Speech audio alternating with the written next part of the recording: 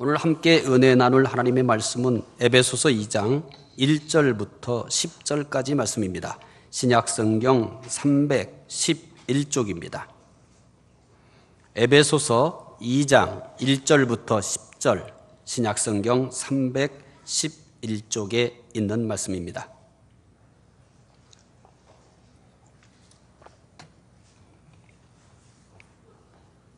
말씀 함께 읽겠습니다. 그는 허물과 죄로 죽었던 너희를 살리셨도다. 그때 너희는 그 가운데서 행하여 이 세상 풍조를 따르고 공중의 권세 잡은 자를 따랐으니 곧 지금 불순종의 아들들 가운데서 역사하는 영이라.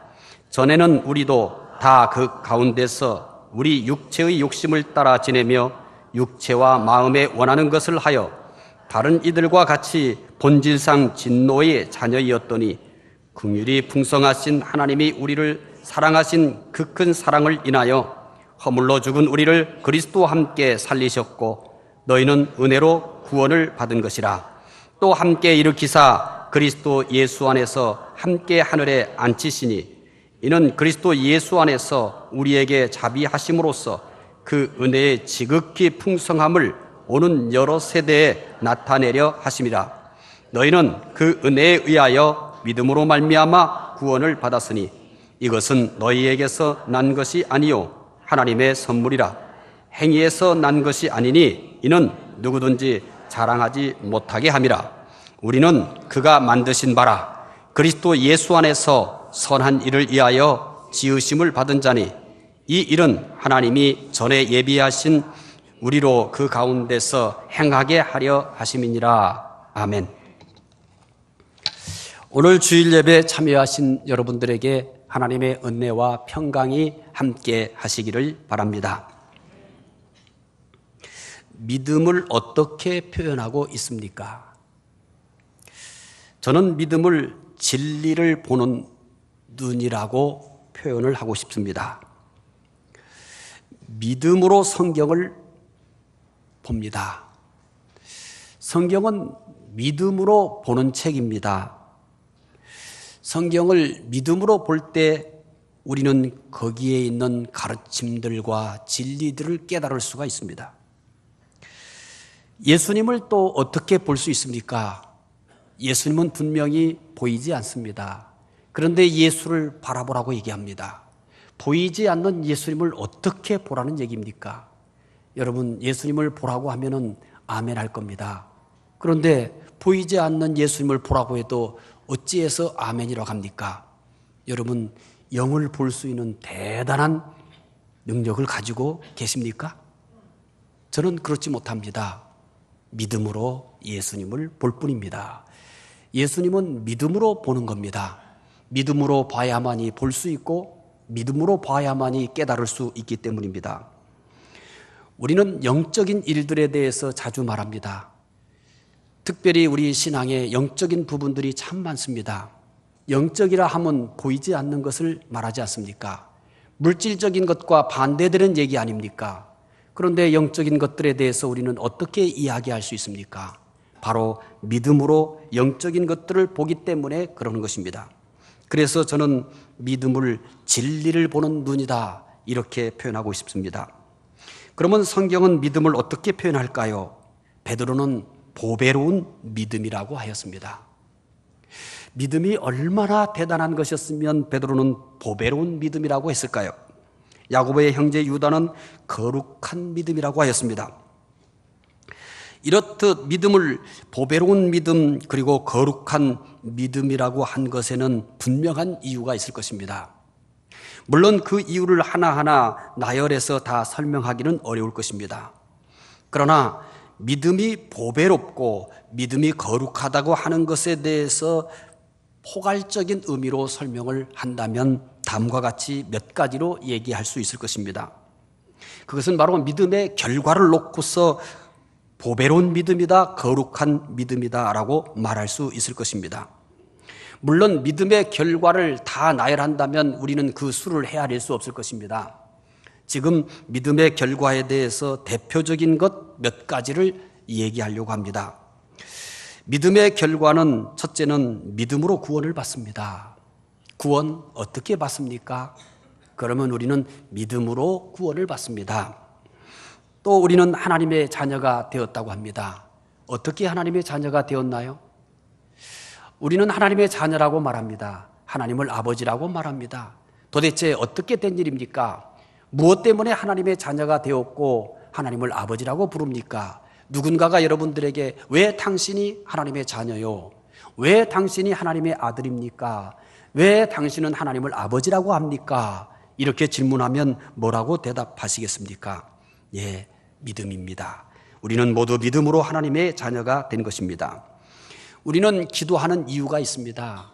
기도하는 이유는 여러 가지가 있겠지만 그 중에 가장 중요한 이유는 기도하면 응답을 받기 때문입니다. 그런데 기도하면 응답을 받는데 그냥 기도하면 응답 받습니까? 아니요. 믿음으로 기도 응답을 받습니다. 여러분, 우리는 세상을 이기면서 사는 사람들입니다. 여기서 세상이라 하면 죄로 부패한 세상을 얘기하는 겁니다. 물리적 세상을 얘기하는 것은 아닙니다. 그래서 끊임없이 믿는 사람들은 이 세상에 대하여 이기면서 사는 것입니다. 어떻게 세상을 이길까요? 우리의 육체적 힘으로 이기는 걸까요? 아니면 우리의 지적 능력을 가지고 이기는 걸까요? 성경은 믿음으로 세상을 이긴다라고 말합니다.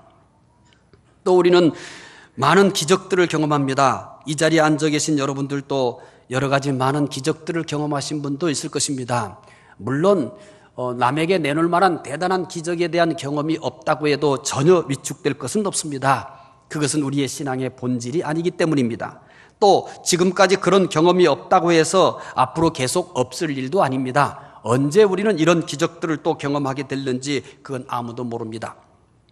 그러면 어떻게 당신은 기적을 경험했습니까? 어떻게 당신은 예수 믿으면서 이 초자연적인 여러 가지 것들을 경험했다고 그렇게 얘기합니까? 답은 하나입니다. 믿음으로 기적을 일으킵니다. 또 우리는 복을 받습니다. 그런데 복에 대한 대표적인 것을 우리는 어떻게 설명할 수 있냐면 아브라함입니다. 그래서 성경에 나타난 복받은 사람 중에 대명사격인 것이 누구냐면 아브라함입니다. 그러면 우리도 그 아브라함과 같은 복을 받을 수 있다고 얘기합니다. 어떻게요? 믿음으로 아브라함과 함께 복을 받는다고 말합니다. 저는 믿음의 결과 6가지를 소개했는데 믿음의 결과가 6가지만 있는 것은 아닙니다. 대표적인 것 6가지가 있다는 얘기입니다. 그런데 저는 여러분들에게 권하고 싶은 것이 설령 기억력이 좀 떨어지더라도 오늘 이 6가지를 꼭 기억을 했으면 합니다. 당신 예수 왜 믿습니까? 당신 예수 믿어서 얻은 것이 뭡니까? 예수 믿으면 어떤 것들을 우리가 얻을 수 있습니까? 라고 질문했을 때 주저하지 않고 대답할 수 있어야 할 것입니다. 우리의 믿음에 대해서 그리고 우리가 믿는 소망에 대해서 언제든지 우리는 대답할 수 있도록 준비하고 있어야 한다고 말합니다. 6가지 금방 지나가듯이 얘기했는데 어떻게 그걸 다 기억할 수 있습니까? 여러분들에게 기억력이 좀 떨어지더라도 기억할 수 있도록 알려드릴게요. 앞에 3가지는 구자기입니다. 옛날자기라는 얘기입니다. 구자기, 옛날자기. 구는 뭐예요? 구원받는다는 얘기입니다. 자는 뭐예요? 하나님의 자녀가 되었다는 겁니다. 기는 뭐예요? 기도 응답을 받았다는 얘기입니다. 괜히 이렇게 얼굴가에 환한 미소를 짓는 분들은 좀 조심하세요. 옛날자기, 구자기 너무 좋아하시네요. 여기 몇 분 보입니다.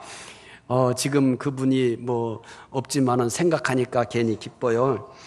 지금 내가 그때 그 옛날 그 자기하고 어떻게 좀 잘 됐어야 되는데 이게 안 돼가지고 지금 이렇게 좀 어렵다고 생각하시는 분도 있을지 모르지만 그건 자기 착각입니다. 지금이 최고 좋습니다. 아무튼 옛날 자기 외웠죠? 외우지 말라고 외웠잖아요. 구자기. 그 다음에 구자기 이름이 뭔지 아세요? 이기복이에요. 이기복이라고. 구자기, 옛날 자기 이름이 누구라고요? 이기복이에요. 정말 똑같은 분이 있는 모양 같아요. 얼굴이 더 밝아지셨네요. 이기복. 이게 뭐예요? 이긴다. 세상을 이긴다. 기적을 마지막 복을 다 외웠죠. 믿음의 결과 6가지 다 외우셨잖아요. 여러분들은 대단한 암기력을 가지고 있습니다. 누구 자기요? 옛날 자기. 그 자기 이름이 누구예요? 이기복. 다 외웠네요. 아이고, 그런데 그 앞자밖에 몰라요, 물어보면. 내려가서 물어봤더니, 구자하기 이기복이에요. 이렇게, 그게 뭔데요? 글쎄, 그랬어요. 곤란하죠? 믿음의 결과 6가지는 대표적인 것이지 전부가 아닙니다. 믿음의 결과는 모두 열거할 수 없을 만큼 대단합니다. 그래서 뭐라고 얘기해요? 보배로운 믿음이라고 얘기합니다. 거룩한 믿음이라고 합니다. 그렇다면 이 보배롭고 거룩한 믿음을 어떻게 해야 가질 수 있을까요? 이게 중요하잖아요. 믿음의 결과가 이렇게 6가지가 있다는 겁니다. 그러면 이렇게 6가지가 다가 아니라 큰 많은 것들이 있는데, 그래서 이런 믿음을 가르쳐 보배로운 믿음이라고 얘기하는데, 거룩한 믿음이라고 하는데, 이 믿음을 어떻게 가질 수가 있습니까? 내가 지금은 교회를 다니지만 아직 내가 믿음을 가진 것이라고는 말할 수 없어요. 좀 어떻게 믿음을 가져볼까? 내가 교회를 다니는데 도대체 그 믿음 어떻게 가질 수 있을 거예요? 이렇게 생각하시고 있는 분들이 있다면 오늘 여러분 말씀을 잘 들으시기를 바랍니다. 에베소서 2장 8절 오늘 본문의 말씀이죠. 함께 읽어보도록 하겠습니다. 너희는 그 은혜에 의하여 믿음으로 말미암아 구원을 받았으니 이것은 너희에게서 난 것이 아니요 하나님의 선물이라. 믿음은 뭐라고 합니까? 하나님의 선물이라고 합니다. 우리에게 있는 믿음 어떻게 해서 생겼대요? 내가 노력해서요? 내 지적 능력이 뛰어나서요? 내가 종교적 열심을 가져서요? 그렇게 설명하지 않네요. 믿음은 뭐라고 얘기합니까? 하나님께서 선물로 주셨다고 얘기합니다. 여러분은 이 말씀을 이해합니까?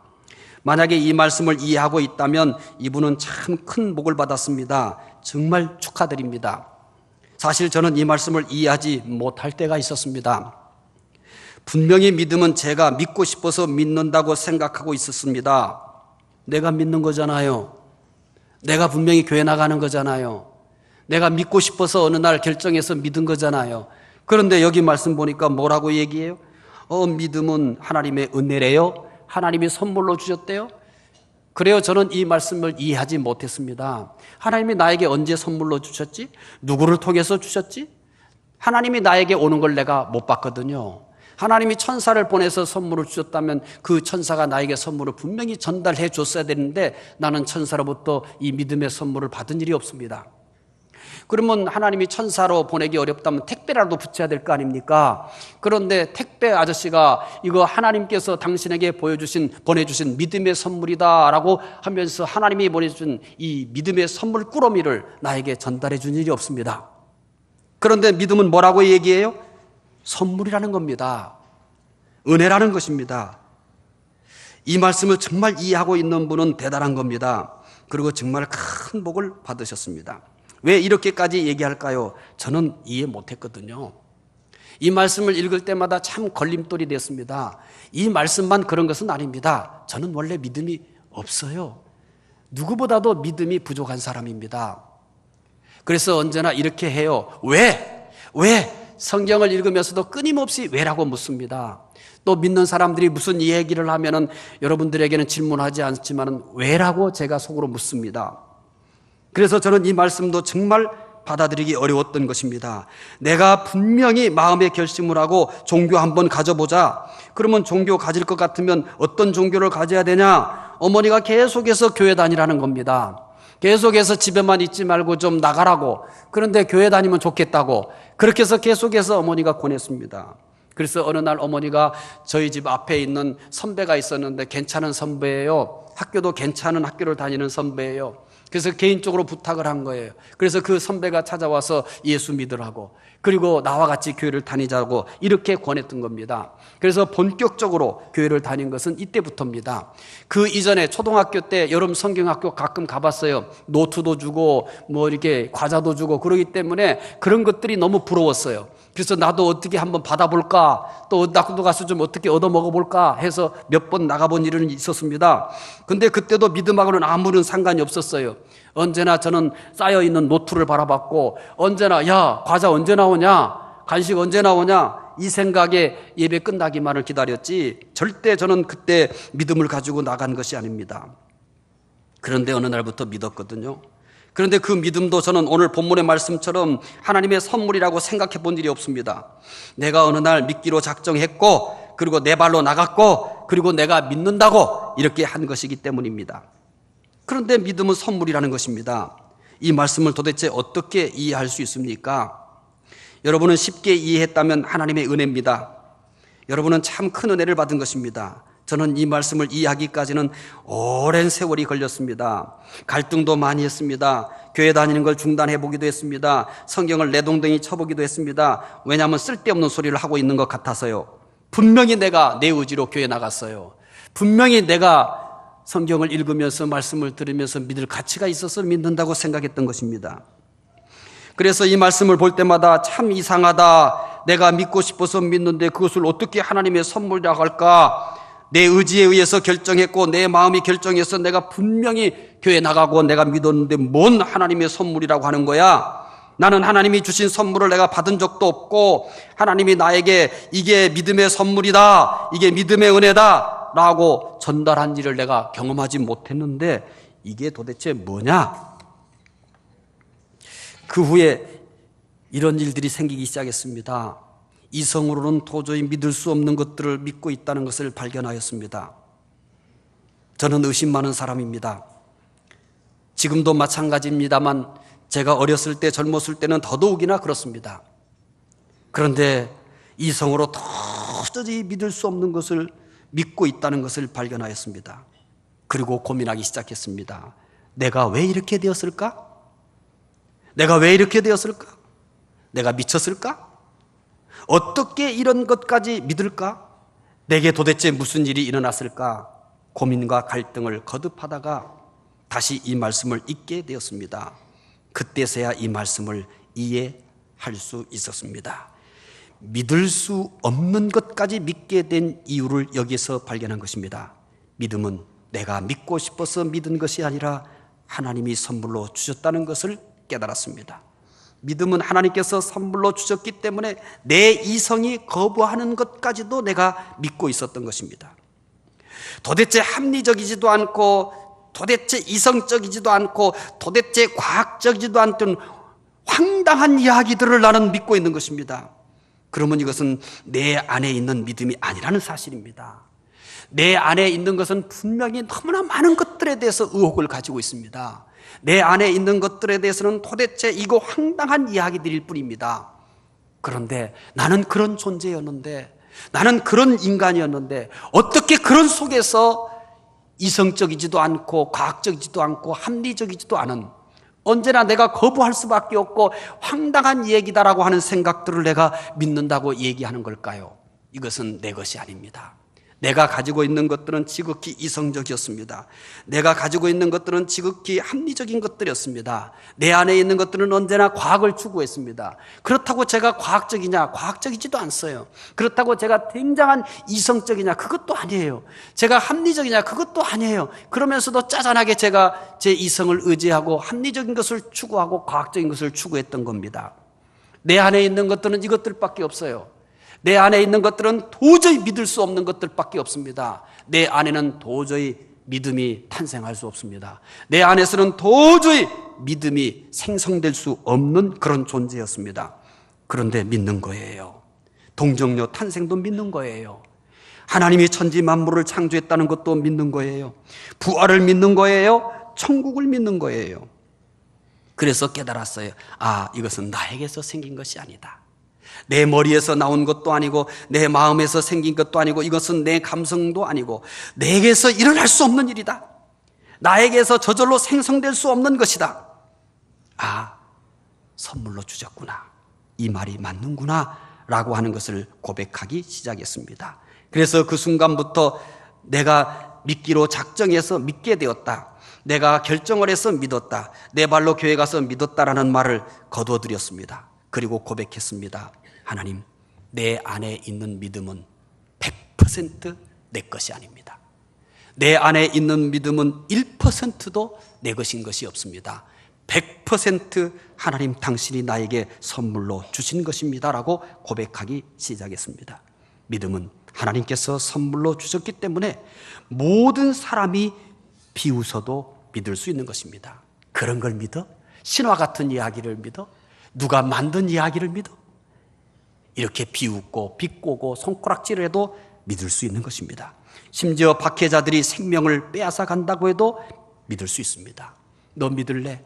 믿으면 네 생명 빼앗아가. 너 죽여버릴 거야. 너 믿지 않는다고 하면 너 살려줄 거야. 어떻게 할래? 그래도 저는 믿는다고 할 것입니다. 그때 비록 두렵고 떨리고 살고 싶은 그런 욕망이 막 속에서 불같이 일어나고 잠깐 안 믿는다고 일단 살아난 다음에 그 다음에 잘 믿을까? 일단 여기서 벗어나가지고 살아서 좀 더 큰 일을 해야지. 이렇게 내 속에서는 수많은 유혹과 도전들이 그 순교의 자리를 벗어나게 하는지 모릅니다. 그런데 결론은, 그리고 최후의 결정은 결국 저는 믿음을 지키기 위해 죽음을 선택할 것입니다. 이유가 뭘까요? 이유는 간단합니다. 믿음은 내 것이 아니기 때문입니다. 내 안에 있는 것이 아니기 때문입니다. 하나님이 나에게 선물로 주셨기 때문입니다. 한 여학생이 있었습니다. 그 여학생은 예수님을 믿은 후부터 말씀을 읽고 듣는 것마다 스펀지에 물이 흡수되듯이 아멘으로 받아들였습니다. 그 여학생은 왜 진작 이런 엄청난 사실을 알려주지 않았을까라고 의아해했습니다. 며칠 후 가장 친하고 언제나 잘 통했던 친구에게 예수에 대해서 열심히 전했습니다.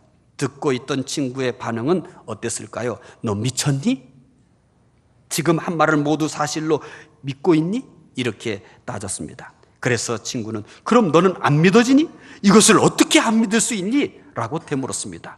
그러자 친구는 다시 그것을 어떻게 믿을 수 있니라고 대답했습니다. 여러분, 두 사람이 왜 이렇게 다른지 아십니까? 믿음은 내가 믿고 싶어서 믿은 것 같지만, 내 발로 내가 교회에 나온 것 같지만, 내 의지로 이렇게 한번 믿어보겠다 나온 것 같지만은 어떤 경로를 통해서든지 하나님이 내 안에 믿음의 선물 보따리를 전해주신 줄로 믿으시기 바랍니다.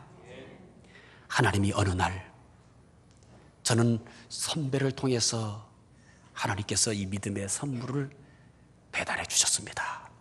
여기에 앉아있는 분들은 하나님께서 어떻게 믿음의 선물을 배달해 주셨는지 모르지만 그 믿음의 선물을 배달하는 방법은 아주 다양합니다. 어떤 사람은 실패를 통해서 하나님께서 이 믿음의 선물을 배달해 주신 분도 있을 겁니다. 어떤 분은 질병을 통해서 이 믿음의 선물을 배달해 주신 분도 있을 것입니다. 어떤 분은 인생의 다양한 복잡한 문제들 속에서 고민하다가 이 하나님의 믿음의 선물을 받은 분도 있을 것입니다. 어떤 경로를 통해서 이 하나님의 믿음의 선물을 받았는지 모르지만 분명한 것은 하나입니다. 모두가 다 하나님이 우리에게 믿음을 선물로 주셨다는 사실입니다. 다시 한번 에베소서 2장 8절을 읽어보겠습니다. 너희는 그 은혜에 의하여 믿음으로 말미암아 구원을 받았으니 이것은 너희에게서 난 것이 아니요 하나님의 선물이라. 믿음은 하나님께서 우리에게 은혜로 주셨다라고 얘기합니다. 그 다음에 2장 8절 끝에서는 하나님의 선물이다라고 얘기합니다. 같은 말입니다. 하나님은 우리에게 은혜를 주셨습니다. 믿음을 은혜로 주셨습니다. 하나님은 우리에게 선물을 주셨습니다. 믿음을 선물로 주셨습니다. 그런데 여기에서 말하는 은혜나 또 선물은 값없는 은혜입니다. 이제부터 말씀을 잘 들으셔야 됩니다. 지금까지 말씀은 혹시 놓쳤어도 지금부터 놓치면 절대 안 됩니다. 왜 제가 이렇게까지 강조할까요? 한국교회의 믿음은 삼류 믿음이기 때문입니다. 한국교회는 삼류교회로 전락해버렸기 때문입니다. 안 믿는 사람도 믿는 사람이 어떠해야 하는지 아는데 그리스도인들만 모르고 있습니다. 안 믿는 사람들도 교회는 어떠해야 하는지 안단 말이에요. 그런데 누구만 모르냐면 그리스도인들만 모릅니다. 그래서 한국 사회에서 그리스도인들은 조롱거리가 되어가고 있고 비웃음거리가 되어가고 있습니다. 이유는 뭔지 아십니까? 지금부터 말씀드리려고 하는 것입니다. 분명히 은혜는 자격 없는 사람들에게 베풀어 준 것입니다. 값없이 주셨습니다. 자격 없이 주셨습니다. 그래서 믿음은 분명히 선물입니다. 그러나 믿음의 선물은 조건까지 없는 것이 아닙니다. 이게 문제입니다. 이게 오늘 우리를 삼주로 만들어 버렸습니다. 오늘 이것이 한국교회를 삼류교회로 만들어버렸습니다. 믿지 않는 사람들은 압니다. 그런데 믿는 사람들은 모릅니다. 한국교회 강단에서 어떻게 외쳤습니까? 값없이 주신 선물만 얘기한 것이 아니라 조건 없이 선물로 줬다고까지 독을 거기에다가 집어넣습니다. 비성경적이고, 성경은 어디에도 조건 없다고 말하지 않았음에도 불구하고 가짜 복음, 가짜 예수를 강단에서 수없이 많이 쏟아냈습니다. 값없이 선물로 주신 것은 사실이지만 조건 없는 것은 아니었습니다. 그런데 뭐까지 빼앗아가 버렸어요? 조건까지 지어버렸습니다. 성경 어디에 조건 없다고 말하고 있습니까? 만약 여러분들이 조건 없는 것이라고 한다면 예배 끝난 다음에 저한테 그 성경을 가지고 오십시오. 자격이 없는 사람들에게 값없이 주셨습니다. 선물로 주셨습니다. 값없이 주신 것은 사실이지만 조건까지 없는 것은 아닙니다. 값없이 선물로 주셨습니다. 자격 없는 사람에게 주셨습니다. 그러나 그 선물에는 조건이라고 하는 것이 달라붙어 있습니다. 아브라함을 부르신 것은 아무 자격 없는 자에게 은혜를 베푸신 것입니다. 아브라함은 우상장사의 아들입니다. 하나님께서 그를 부를 만한 자격을 그가 가지고 있지 않았습니다. 하나님 없는 사람입니다. 우상을 만드는 사람의 아들입니다. 아브라함에게 어떤 자격이 있어서 아브라함을 불러서 믿음의 조상이라고 말한 게 아닙니다. 히브리인의 조상으로 만든 게 아닙니다. 하나님께서 아브라함을 부르신 것은 아무 자격 없는 아브라함에게 값없이 은혜를 베푸신 것입니다. 자격 없는 아브라함에게 믿음을 선물로 주신 것입니다. 그러나 아브라함에게 은혜를 주신 것은, 값없이 은혜를 주신 것은, 자격 없는 자에게 은혜를 주신 것은 순종하게 하기 위해서입니다. 하나님이 아브라함을 불렀습니다. 이건 은혜입니다. 하나님께서 아브라함을 선택하셨습니다. 은혜입니다. 하나님께서 아브라함에게 믿음을 주셨습니다. 은혜입니다. 그런데 왜 아브라함에게 하나님께서 이 은혜를 주셨나요? 왜 아브라함에게 값없는 이 엄청난 은혜를 주셨나요? 왜 아브라함에게 자격 없는 자에게 이 은혜를 주셨나요? 아브라함아, 이제는 다르게 살아라. 이제는 내 말에 순종하며 살라고 그러신 것입니다. 그냥 하나님께서 아브라함에게 값없이 은혜 주신 거 아닙니다. 그냥 아브라함에게 자격 없는 자에게 은혜를 주시고 끝난 게 아닙니다. 아브라함아, 내가 너에게 이런 은혜를 주는 것은 이제부터는 다르게 살아라. 이제부터는 너를 따라 살지 말거라. 이제부터는 네 욕망을 따라 살지 마라. 이제부터는 세상을 따라 살지 말라. 내 말을 따라 살라. 이렇게 조건이 있었던 겁니다. 만약에 아브라함에게 은혜를 주시면서 조건이 없었다면 하나님께서 독자 이삭, 아브라함의 외아들 이삭을 시험한 것은 하나님의 실수입니다. 하나님이 잘못했습니다. 왜 시험합니까? 조건 없이 주셨는데 왜 시험합니까? 값없이 주신 것은 사실이지만 엄연한 조건이 있었던 것입니다. 그래서 하나님은 아브라함을 알고 싶었습니다. 하나님께서 제안한 조건대로 아브라함이 살고 있는지 알고 싶었던 겁니다. 하나님을 사랑하는지, 하나님을 그 무엇보다도 사랑하는지 알고 싶었던 겁니다. 하나님이 제안한 조건은 이것이었습니다. 값없이 은혜를 주셨지만 그 값없는 은혜 뒤에는 조건이 있었던 겁니다. 하나님을 사랑하며 살라고, 하나님 말씀에 순종하며 살라고, 그것을 알고 싶었던 겁니다. 그래서 아브라함에게 독자 이삭을 바치라고 했던 것입니다. 아브라함은 하나님께서 제안한 이 시험에 합격했습니다. 그래서 아브라함에게 어마어마한 더 큰 은혜를 줍니다. 독자 이삭도 번제로 바치지 않게 하셨습니다.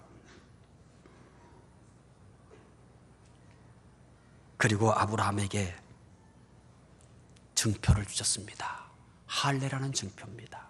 이 할례라는 증표가 뭔지 아십니까? 값없이 은혜를 주셨지만 이제부터는 하나님의 말씀을 따라 살라고 하는 언약의 증표가 할례인 것입니다. 하나님께서 이스라엘 백성들을 애굽에서 인도하신 것, 이거 여러분 자격 없는 자에게 주신 값없는 은혜였습니다. 하나님께서 이 모세에게 이스라엘 백성들을 이제 해방을 시킬 테니까, 약속된 가나안으로 인도할 거니까 이제 이렇게 해라. 하나님께서 애굽에서의 해방이라는 선물 꾸러미를 보여주면서 모세에게 야, 너 내려가서 이스라엘 백성들에게 하나님이 우리에게 애굽에서의 해방이라는 선물 꾸러미를 보여주셨다.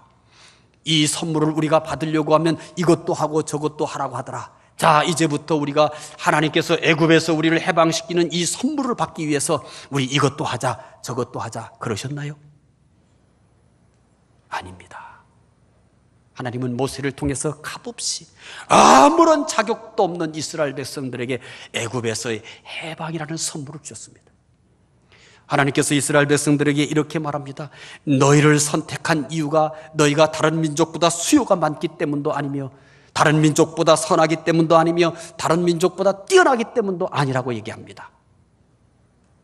하나님의 은혜일 뿐입니다. 하나님의 은혜일 뿐입니다. 그것이 전부였습니다. 그런데 그들을 그렇게 은혜로 애굽에서 해방시키고 광야에서 그들을 인도하셨던 것은 분명히 값없이 베푸시는 은혜였지만 조건이 없는 것은 아니었습니다. 출애굽기 19장 4절부터 6절을 보겠습니다. 출애굽기 19장 4절부터 6절입니다. 함께 읽겠습니다.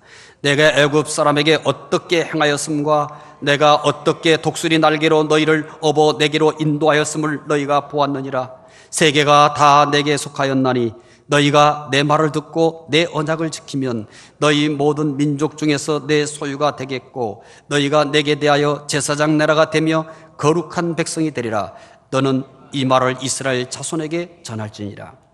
하나님께서 4절에 이렇게 말합니다. 내가 애굽 사람에게 어떻게 행하였음과 내가 어떻게 독수리 날개로 너희를 업어 내게로 인도하였음을 너희가 보았느니라. 세계가 다 내게 속하였느니 뭐라고 말합니까? 너희는 내 말을 잘 듣고 내 언약을 지키라고 얘기합니다. 하나님께서 이스라엘 백성들을 애굽에서 해방시키고 인도하신 것은 값없이 베푸시는 은혜였습니다. 자격 없는 이스라엘 백성들에게 주시는 은혜였습니다.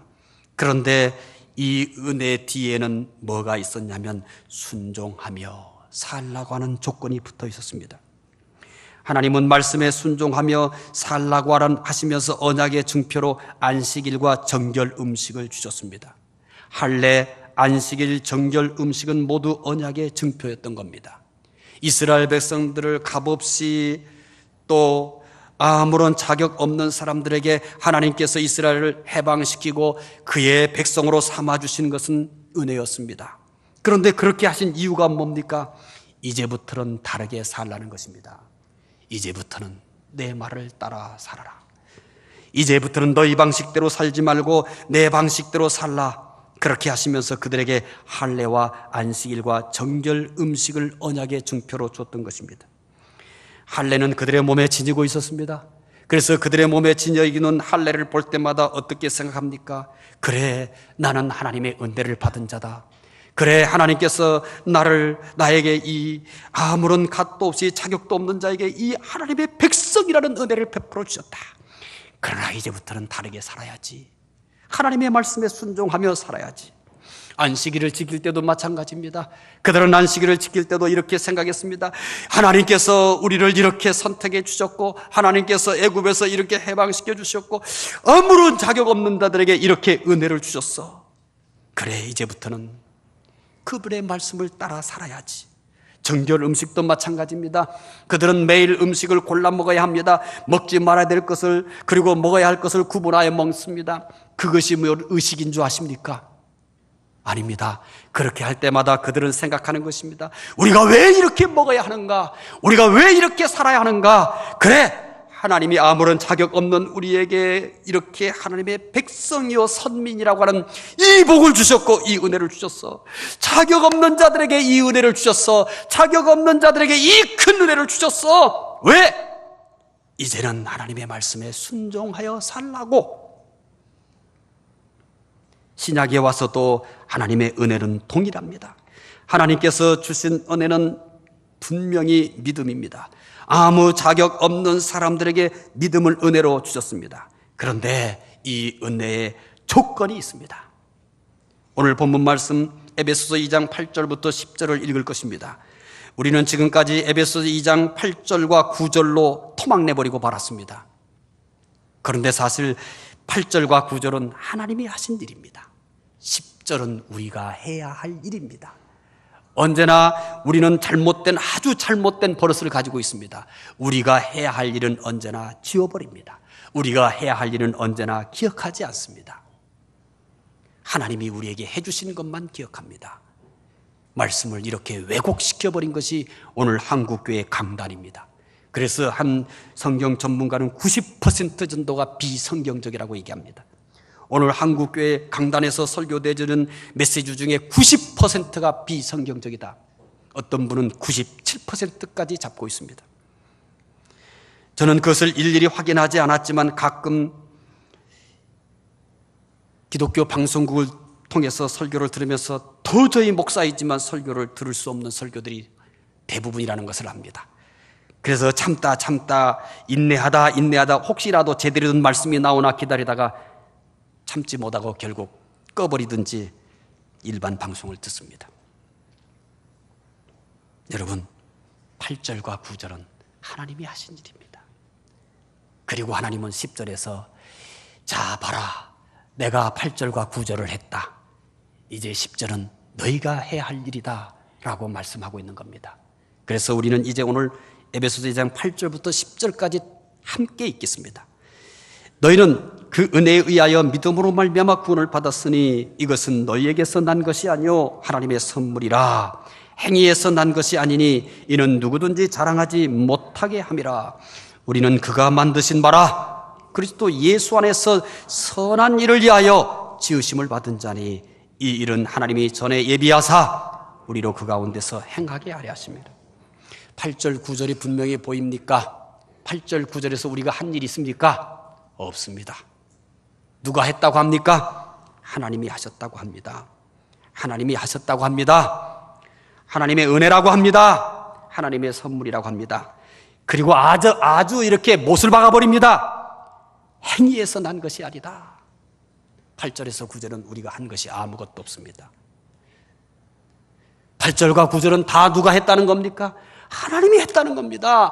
내가 은혜 준 거야. 내가 선물 준 거야. 너희가 한 것은 아무것도 없어. 그러니까 자랑하지 마. 너희가 할 일은 이거야. 너희가 할 일은 이거야 하면서 10절을 얘기합니다. 우리가 해야 할 일이 뭡니까?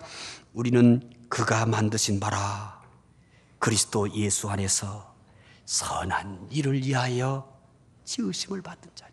이게 우리가 할 일입니다. 계속해서 이렇게 얘기합니다. 이 일은 하나님이 전에 예비하사 우리로 그 가운데서 어떻게 하려고요? 행하게 하기 위해서다.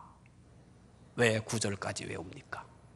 여러분이 할 일이 없는데 그건 하나님이 하셨습니다. 우리가 할 일은 10절입니다. 8절과 9절은 애우지 않고 알기만 하면 됩니다. 그러나 10절은 애워야 합니다. 왜? 우리가 해야 할 일이기 때문입니다. 오늘 본문은 분명히 은혜로 믿음을 주셨다고 합니다. 그러나 10절에서는 선한 일을 위하여라고 합니다. 값없이 은혜로 믿음을 주셨지만 왜 주셨대요? 선한 일을 위하여. 왜 그가 우리에게 믿음을 선물로 주셨다고 합니까? 왜 그가 우리를 만들었다고 합니까? 왜 그가 우리를 전에 예비했다고 말합니까? 선한 일을 위하여. 그리스도 안에서 행하게 하기 위해서라고 얘기합니다. 그러면 선한 일은 무엇일까요? 선한 일이라 함은 하나님의 뜻대로 사는 겁니다. 우리가 하나님의 뜻을 알고 하나님의 뜻대로 사는 것입니다. 선한 일이라 하면 최고의 선은 하나님을 섬기는 겁니다.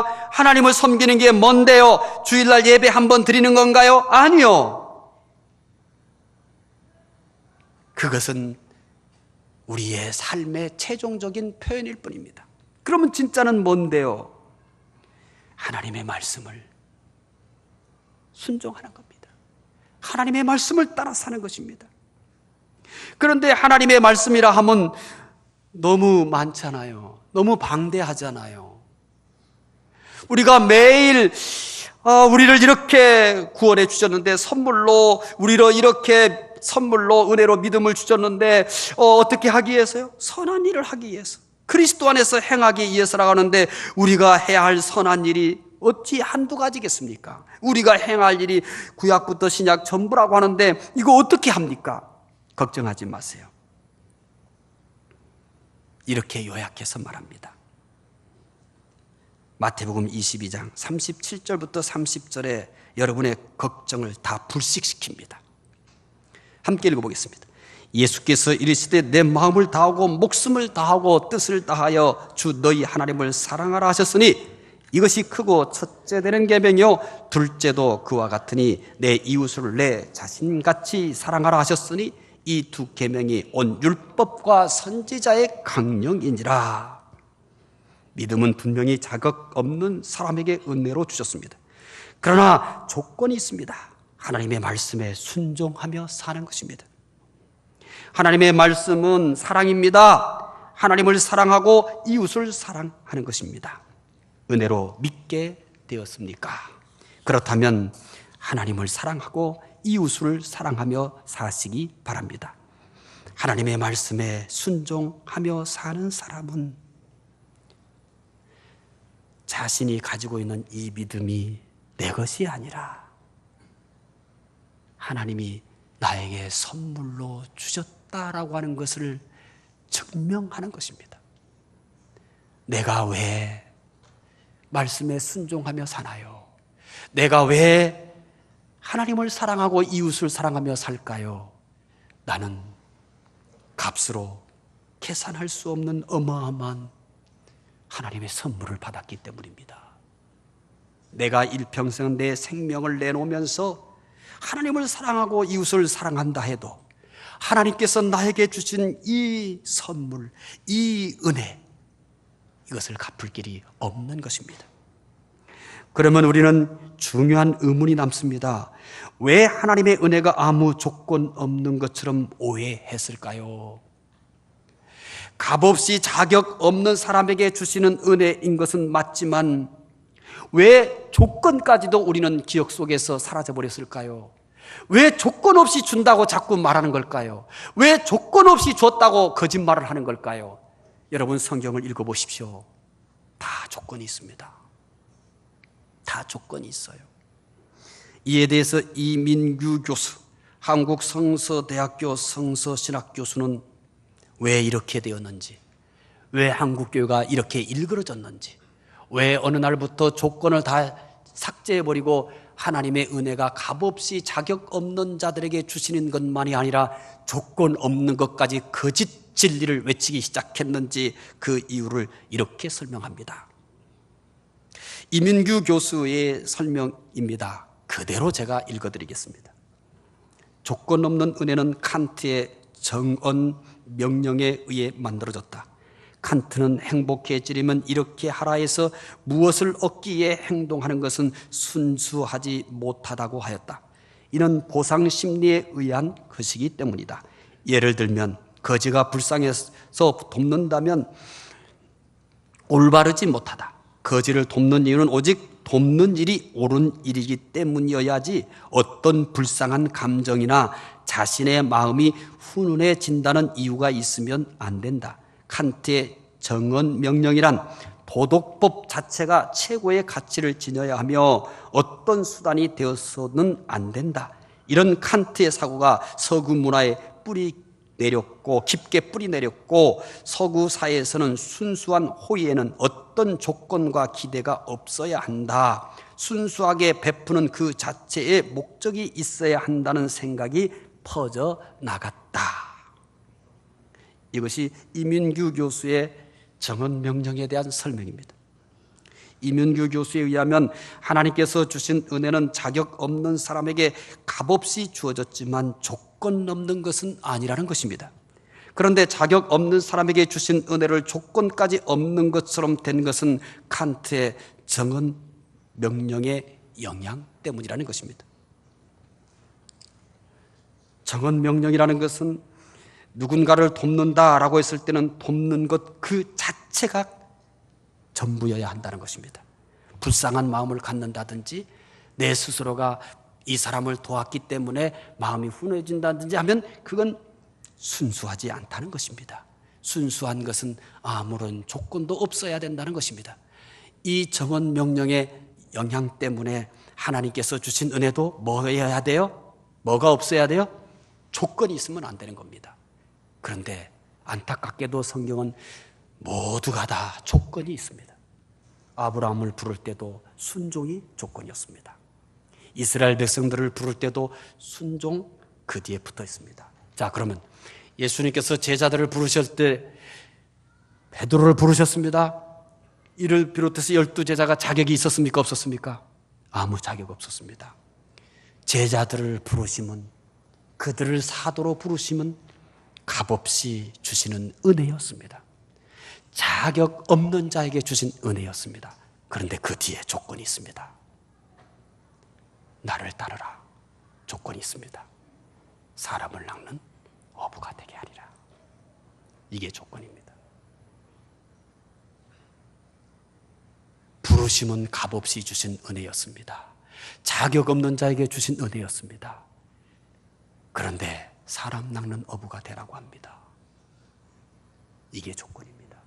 이제는 다르게 살라는 얘기입니다. 이제 물질만을 위해 살지 말라는 얘기입니다. 고기를 잡는 것이 아니라 영혼을 살리는 일을 위해 살라는 얘기입니다. 이제는 나만을 위해 살지 말라는 것입니다. 하나님을 위해 살라는 것입니다. 그의 말씀을 위해 살라는 것입니다. 어떤 이유에서건 하나님의 은혜가 아무 조건이 없는 것은 아닙니다. 조건 없는 은혜를 말하는 것은 성경을 잘못 알고 있는 것입니다. 조건을 지워버린 한국 그리스도인, 삼류 그리스도인으로 전락했습니다. 값싼 기독교인이 되어버리고 말았습니다. 조건을 싹 지워버리니까 교회만 다니면 되는 줄 압니다. 그래서 교회는 값싼 교회, 삼류 교회가 되었습니다. 안 믿는 사람들은 압니다. 그리스도인이 어떠해야 함을 압니다. 안 믿는 사람도 교회는 어떠해야 함을 압니다. 그리스도인은 모릅니다. 다 은혜라고 얘기합니다. 그리스도인들은 다 은혜라고 얘기합니다. 값싼 은혜입니다. 왜곡된 은혜요, 잘못된 은혜인 것입니다. 은혜는 값없이 주시나 그 은혜는 반드시 조건이 있습니다. 분명히 아무 자격 없는 사람에게 은혜를 주셔서 믿게 하셨습니다. 그러나 은혜는 조건이 있습니다. 하나님의 말씀에 순종하여 살라는 것입니다. 이 은혜의 줄기는 구약이나 신약이 동일합니다. 구약이 다르고 신약이 다른 것이 아닙니다. 비교해 보세요. 아브라함을 부를 때의 모습, 또 여러분 이스라엘 백성들을 부를 때의 모습, 제자들을 부를 때의 모습을 이제는 성경을, 신구약 성경 두 개를 가지고 똑같이 펼쳐서 아브라함을 부를 때 하나님이 자격 없는 자에게 은혜로 부르셨지만 뒤에 무엇을 원하는지를 읽어보십시오. 이스라엘 백성들 자격 없이 불렀지만, 은혜로 값없이 주셨지만 그 뒤에 무엇을 원하는지를 읽어보십시오. 제자들, 아무런 자격도 없는 자들 사도로 부르셨습니다. 믿음으로 부르셨습니다. 그러나 그 뒤에 무엇을 요구하는지를 보십시오. 값없이 자격 없는 자들에게 은혜를 주셨지만 구약이나 신약이나 모두 그 은혜에는 조건이 붙어 있습니다. 하나님의 은혜는 아무리 세월이 흐르고 세상이 변해도 동일합니다. 하나님의 은혜로 믿게 되었습니까? 그러면 하나님의 말씀에 순종하며 사시기 바랍니다. 하나님 말씀에 순종하는 것은 바로 은혜의 조건입니다. 참 은혜를 받은 사람의 삶의 아름다운 모습입니다. 여기에 말씀의 능력이 나타납니다. 여기에 하나님의 능력이 나타나는 줄 믿으시기를 바랍니다. 기도하겠습니다. 하나님 감사합니다.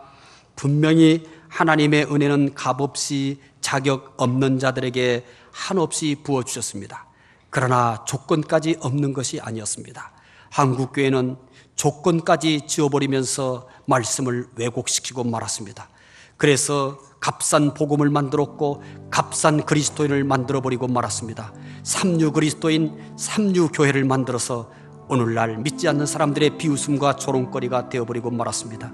하나님, 진리를 회복하게 하옵소서. 참 복음을 회복하게 해주시옵소서. 값없이 자격 없는 자들에게 은혜를 주셨지만 이제부터는 그 은혜를 주신 이유가 하나님 말씀에 순종하며 살라라고 하는 것을 깨닫게 해주시옵소서. 값없이 자격 없는 자에게 주신 이 은혜를 이제는 하나님이여 하나님 말씀에 순종하며 살게 하옵소서. 하나님을 사랑하며 이웃을 사랑하며 살 수 있는 살아있는 이 시대의 그리스도인이 되게 해 주시기를 원합니다.